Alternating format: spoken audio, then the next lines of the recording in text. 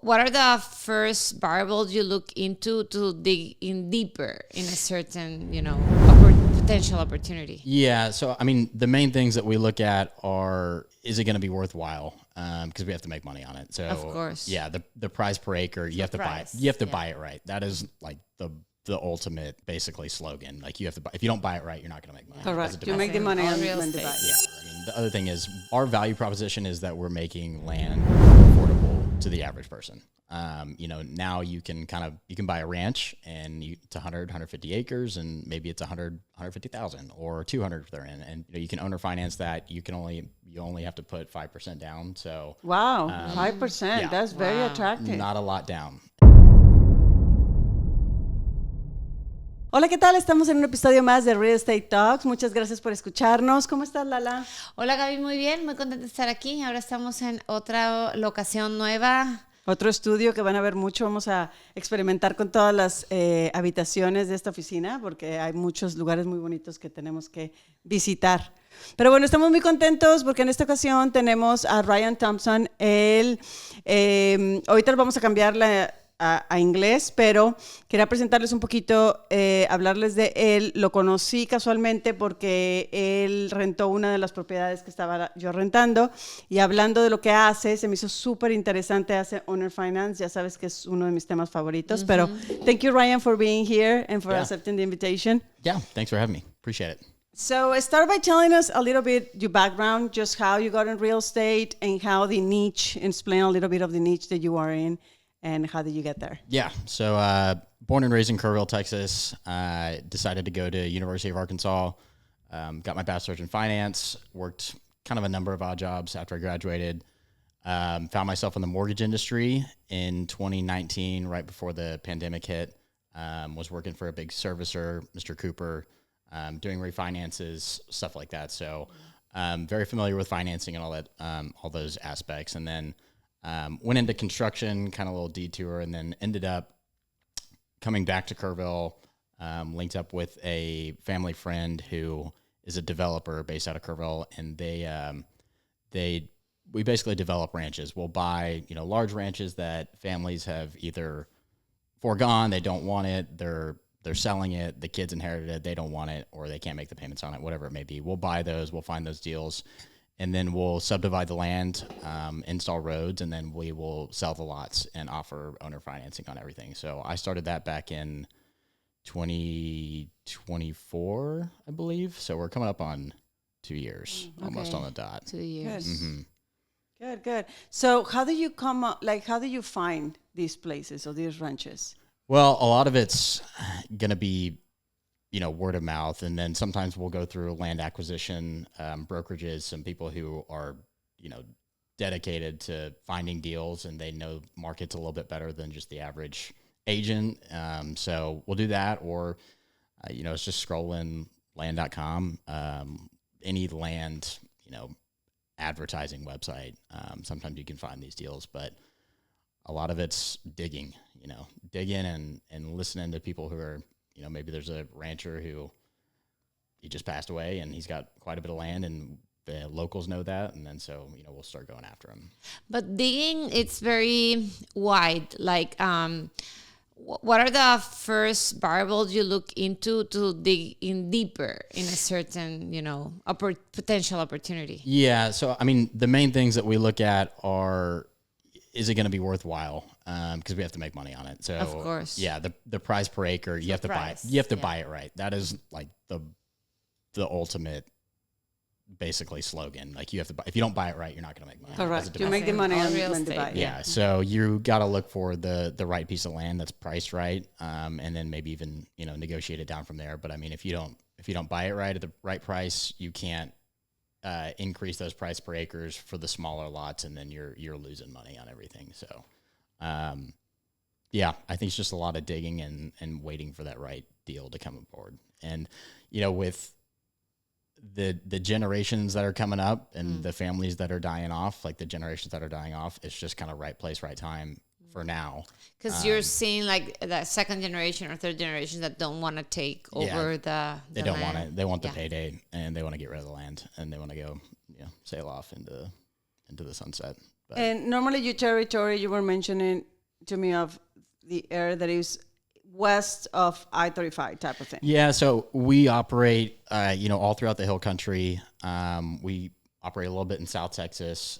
We're venturing out in North Texas, which is kind of new, like up in Motley County, an hour and a half, like northeast of Lubbock.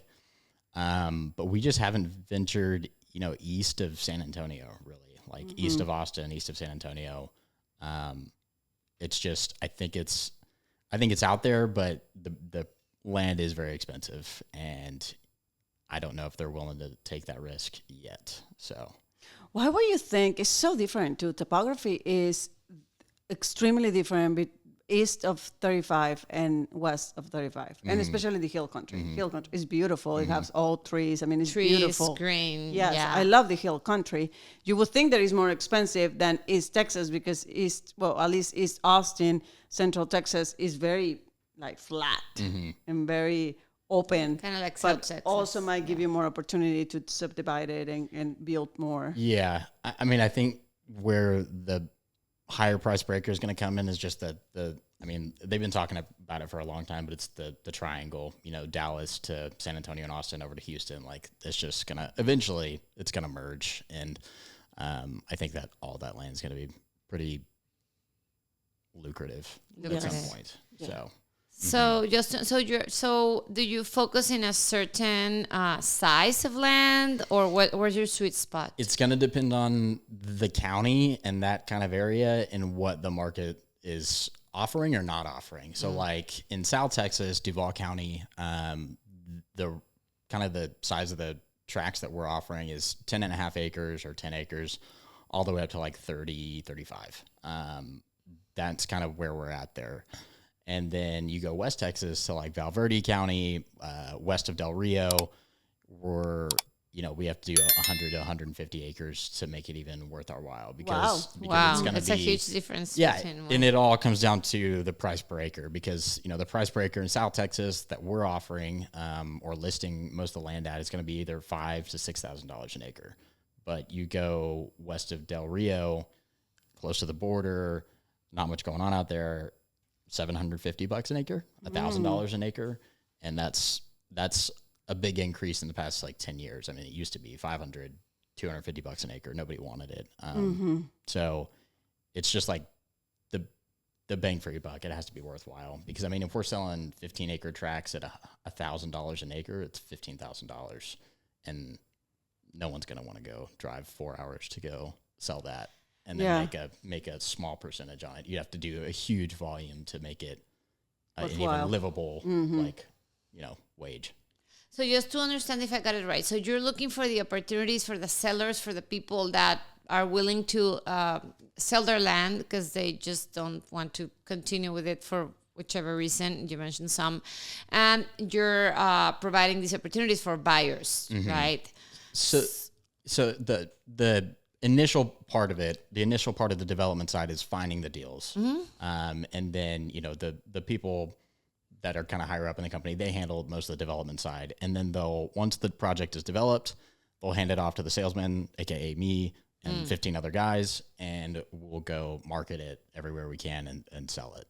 So, and what is your value proposition when when you go out and sell it? I mean, owner finance by itself is an advantage because you don't have to qualify to a traditional bank. Correct. Yeah. And that is like one of the big things we have to offer. I mean, the other thing is our value proposition is that we're making land more affordable to the average person. Now you can buy a ranch and it's 100, 150 acres, and maybe it's 100, 150,000 or 200 if they're in. And you can owner finance that. You only have to put 5% down. So 5%. That's very attractive. Not a lot down, and so you're not taking a huge chunk out of your savings or your 401k or whatever it is to buy it, and you can still have access to it, and the payments are still pretty manageable. I mean, the downside about owner financing is it's going to be a little bit higher interest rates compared to a bank or whatever it may be, a traditional lender.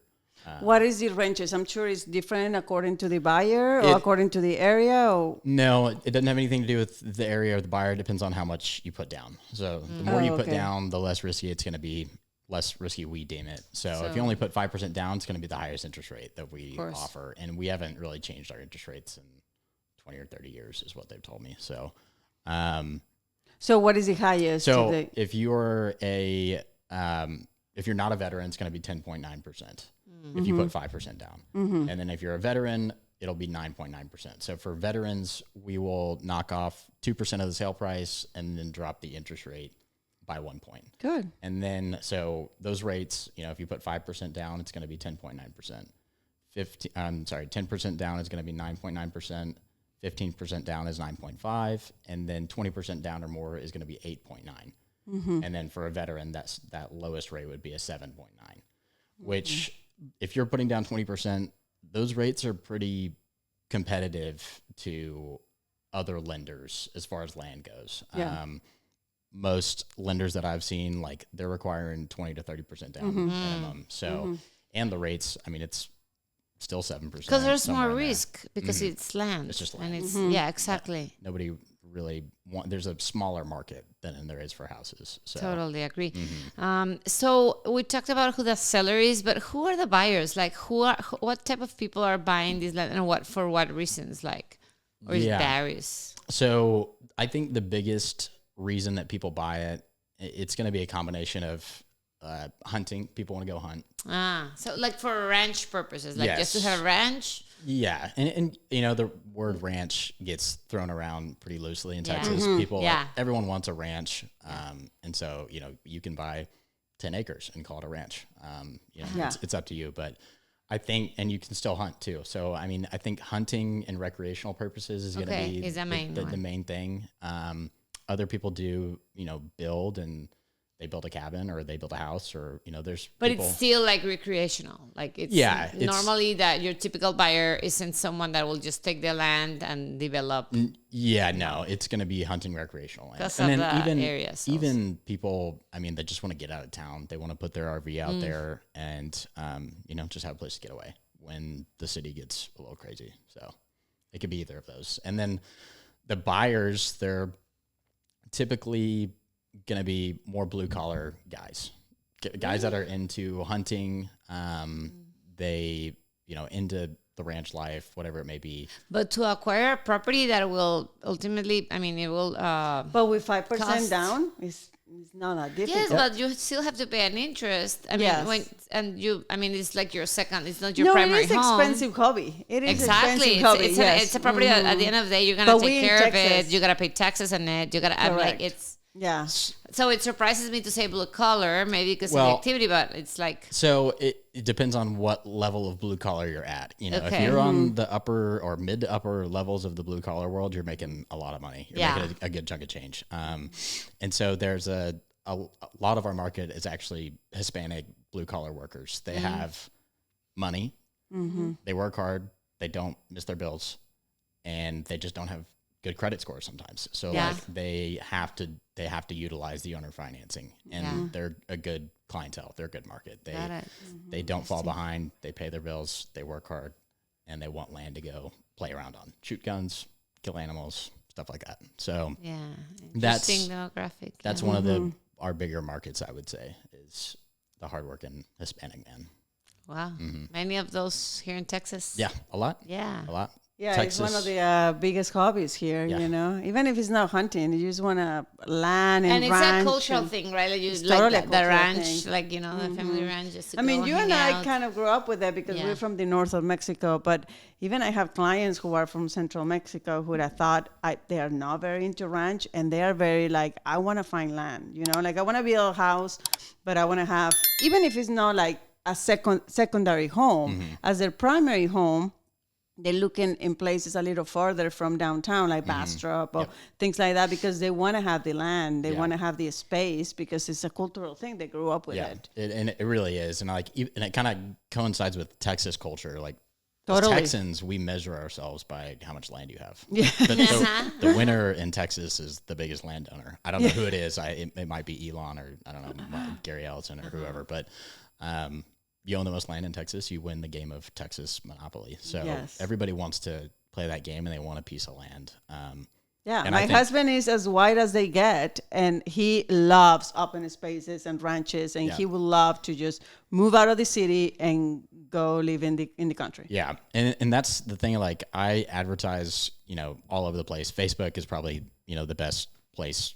It's where we are generating most of our business is from Facebook Marketplace. And so the people that I talk to, they, it's everyone that's in a city, whether it's DFW, Houston, Austin, San Antonio, and they're basically just picking out a 2-hour radius from downtown and saying, like, do you have land anywhere 2 hours I don't outside? care about I don't driving. care direction. I don't care. I just want 2 hours, 2 to 3 hours max, from downtown San Antonio, from downtown Austin, from wherever. And, a lot of it's Bastrop, outside of Lockhart, Victoria, going towards the coast. People, they want to either live out there ultimately in the end, or they want the option to go out there. So I think that's why the land, business is booming right now. Yeah.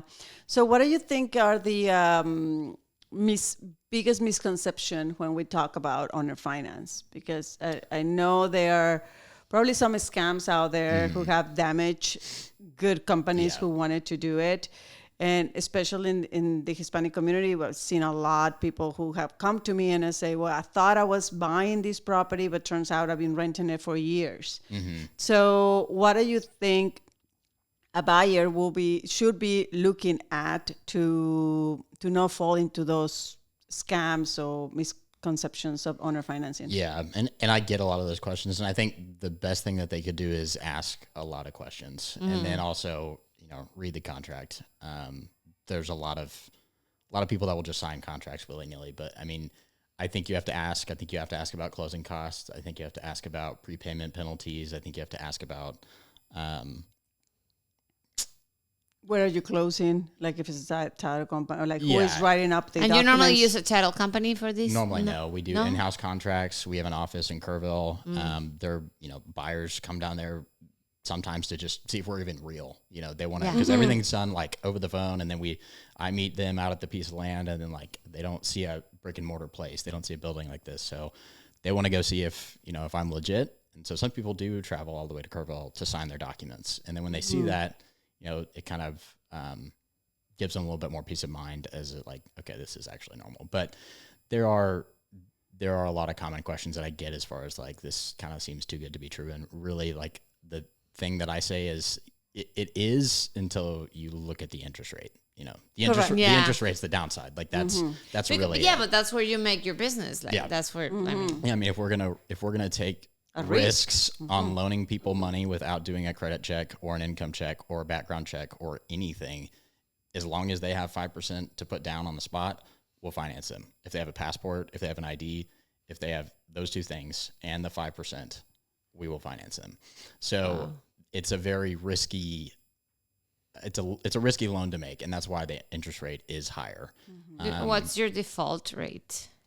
That would be a better question for the girls at the office. I don't know, but because that's not what you do. And the thing is, like, with land being immobile and it being sedentary, we have a lien on the property, and if you don't make payments for 6 months, we'll just start that process. And unfortunately, it is a thing, and it's real. But people, they buy things they can't afford sometimes, and and you have your down payment that gives you a certain or life ability. happens and then you cannot pay anymore. But that happens even if you do a traditional conventional loan, and then and then that's what I say is, like, the worst that's going to happen is you're going to be out some money, and the piece of land, but like your credit didn't get hit. We didn't report anything to credit. We didn't do anything to credit. We don't want to involve them. So I think that's probably the best case scenario, Is there a secondary market for these loans? Like, do you resell those loans later? Yeah, there are people that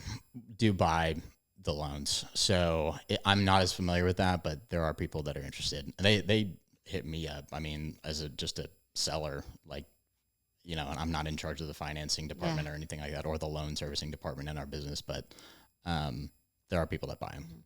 And from your stand, I mean, this answer might be logical, but I would like to go through about what makes a land more valuable than another? I mean, I assume like this type of land, like, water stream is bumps up the value. Am I right? Live water is going to be huge. I think the biggest thing though is going to be location. It's still the same in real estate. Still like closest to downtown, it's good area, an area that's maybe up and coming. Like, I think it's going to be first location, then it's going to be live water. Okay. Then it's going to be any amenities that are there. And by amenities, I mean a well, power lines, like access to power, an existing cabin or feeder or blind and feeder or a combination. So stuff like that. And then after that, it just goes back to the location. Like, where is it? Is it in West Texas? Is it in the Panhandle? Is it where anybody wants to be? Is it close to any sort of like city? And I don't mean like Del Rio, Texas. I mean Austin. The triangle that you were talking about earlier. And have you seen buyers that get this land thinking of a potential, an additional source of income, or most of them are like just for their self? Most of the time it's just for themselves and their own enjoyment. As far as like additional income, it would be a long time before it would ever generate that. It's just the land that we're buying is so rural that it's not going to increase in value too rapidly. Unless something happens out there where, there's a reason for it too. But unless land just starts getting so scarce that it does. But Texas has a lot of land, so. Yes. So they're not making it anymore. No.